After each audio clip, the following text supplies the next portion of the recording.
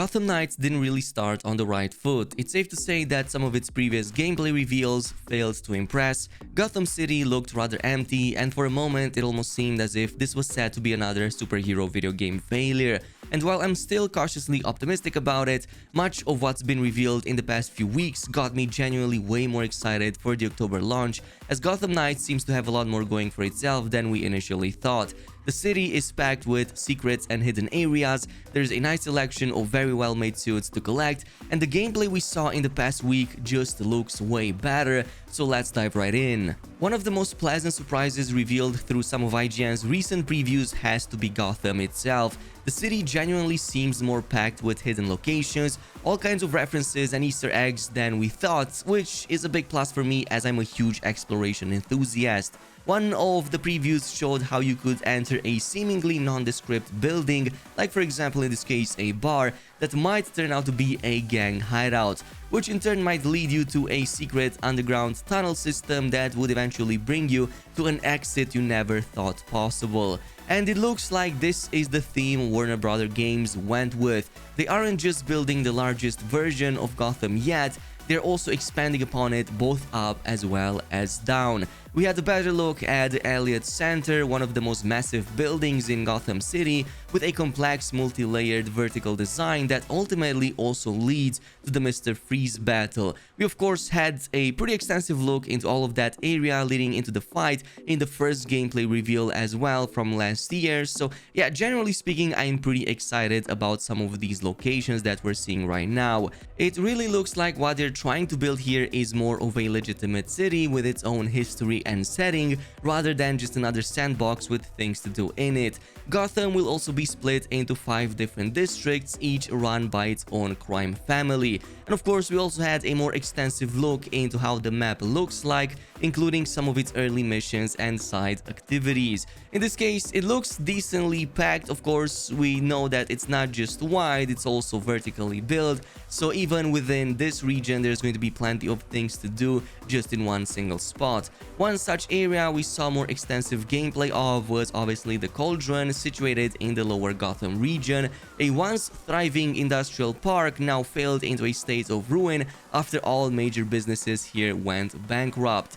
These unique details will make each district feel different from one another and will serve as a great way to contrast how you approach combat in each one of them. For example, in zones like the Robinson Park, which has a lot more open spaces, the usual stealth tactics may no longer work in the same ways, as you're mostly going to be out in the open. Whereas an area like the Financial District features a lot more skyscrapers, tall buildings, and more ways to avoid being seen. Still, if you care more about the gameplay, and especially so the loot and customizing your character, then the next part is going to be even more exciting, because the past week we had 28 new costumes being revealed out of the 44 individual ones that the game will launch with on day 1, so that's going to be 11 per each character. The best part is that all of these are acquired by in-game means, so no paying for them, no microtransactions, at the very least not when the game launches. There's a lot of diversity here that I'm seeing when it comes to themes and styles, but my favorite so far has to be the Batman Beyond inspired selection. This was one of my favorite shows of all time. I definitely have a soft spot for it, so anything related to it is definitely going to be high up there on my list. Another really cool one is the Eternal style. Again, really digging this one, and we had an extensive look at the Batgirl variant when the first gameplay reveal against Mr. Freeze was shown last year. Suits also come with their own stats and rarity, but the team confirmed that there's also a Transmog system in place, so if for example you really like the stats of a certain suit but want to change to the looks of a newer one, there's definitely an option to do that for free. Unfortunately, you cannot mix and match these sets for obvious reasons, but there are ways to further customize them. Most, if not all, of the costumes in Gotham Knights will also give you multiple options for the helmet piece, so you can choose to reveal more or less of the face and other features, all the way up to a full face option that personally I'm a huge fan of.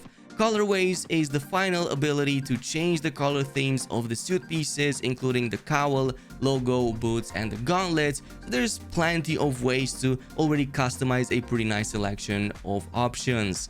Still, there's quite a bit of time left until the game launches, but we are getting reveals every single week, especially when it comes to the prologue and the starting minutes. So the prologue serves as the game's tutorial area where you get to learn the basics of combat and traversal. Here we can immediately choose any of the 4 playable knights and pretty much get into the story that's currently affecting Gotham City following the death of Batman. The control scheme seems pretty straightforward. If you tap or hold square, this lets you use either light or heavy melee attacks, where the heavy melee attacks look very useful at breaking enemy defenses and opening them up for more damage, like for example in the case of the ones carrying shields. Triangle seems to be reserved for ranged attacks, at least in the case of Batgirl. She's throwing batarangs and it definitely seems to be useful at interrupting enemies. And of course, circle is for dodging, while X is for just jumping.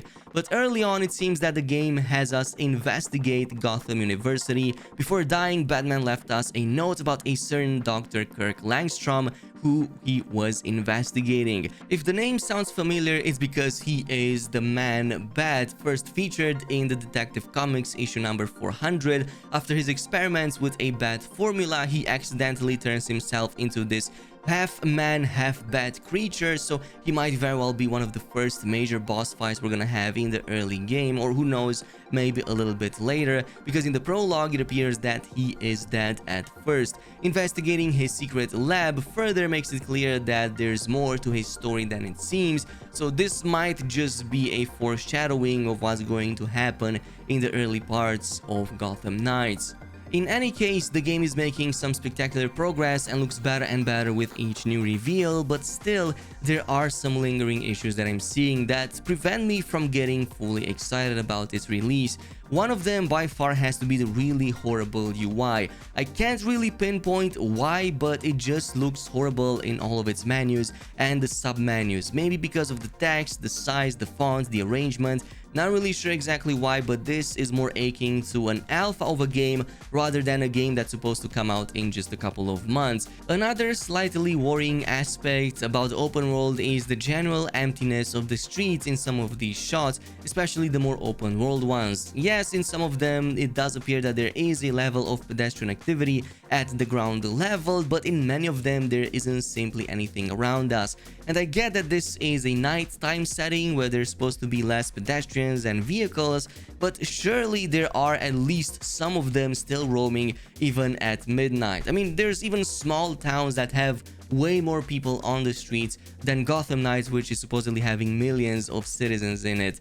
Maybe it's just me, totally let me know down below in the comments what is your opinion so far and if the recent reveals look better to you. As always, if you enjoyed the video and want to see more Gotham Knights content on the channel, let me know by leaving a like on this video, subscribing and activating that notification bell. Thanks so much for watching and I'll see you guys in the next one.